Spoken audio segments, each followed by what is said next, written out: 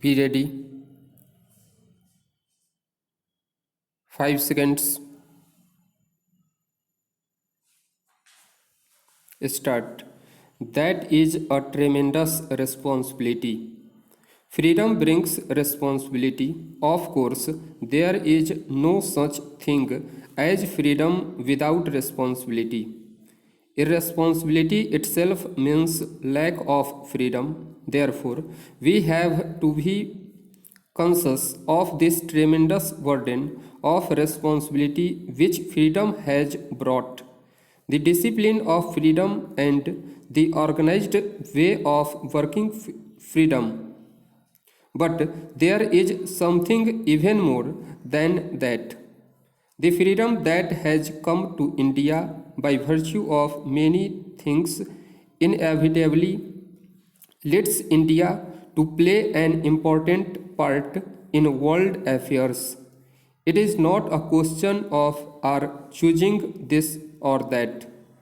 It is an inevitable consequence of what India is and what a free India must be.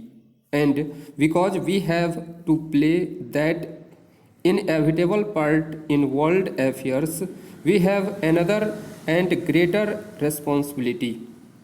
Sometimes, with all my hope and optimism and confidence in my nation, I rather quake at the great responsibilities that are being thrust upon us and which we cannot escape.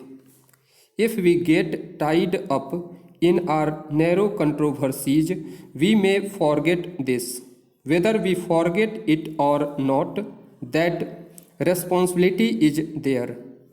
If we forget it, we fail in that measure. Therefore, I would beg of this House to consider these great responsibilities that have been thrust upon India and on us in this House, because we represent India in this as in many other spheres, and to work together in the framing of the Constitution, always keeping that in view, for the eyes of the world are upon us and the hopes and aspirations of a great part of the world are also upon us. We dare not be little. If we do so, we do an ill service to our country and to the hopes and aspirations of other countries that surround us. It is in this way that I would like the House to consider this Constitution, first of all, to keep the objectives resolution before us and to see how far we are going to act upon it, how far we are going to build up, as we said in the resolution, an independent sovereign republic, wherein all power and authority of the sovereign independent India, its constituent parts and organs of government are derived from the people, and wherein shall be guaranteed and secured to all the people of India justice, social, economic, and political equality of status, of opportunity, and before the law, freedom of thought, expression, belief, and worship. The House will remember that when I brought the motion of the objectives resolution before this House, I referred to the fact that we were asking for, or rather, we were laying down that our constitution should be framed for an independent sovereign republic. I stated at that time, and I have stated subsequently, that this business of our being a republic is entirely a matter for us to determine. Of course, it has little or nothing to do with that relations we should have with other countries, notably the United Kingdom or the Commonwealth, that used to be called the British Commonwealth of Nations?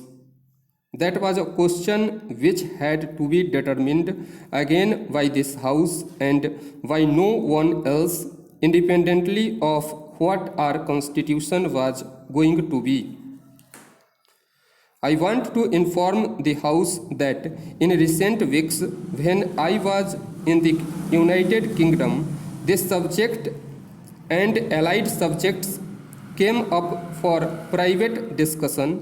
There was as no public discussion or decision because the Commonwealth Conference which I attended did not consider it at all in its sessions. Inevitably, these were private discussions because it is a matter of high moment not only for us but also for other countries as to what, if any, relation we should have, what contracts, what links we should bear with these other countries. Invariably, the first thing that I had to say in all these discussions was that I could not, as an individual, even though I had been honored with the high office of Prime Ministership, I could not in any way or in any sense commit the country, nor even the government which I had the honor to represent.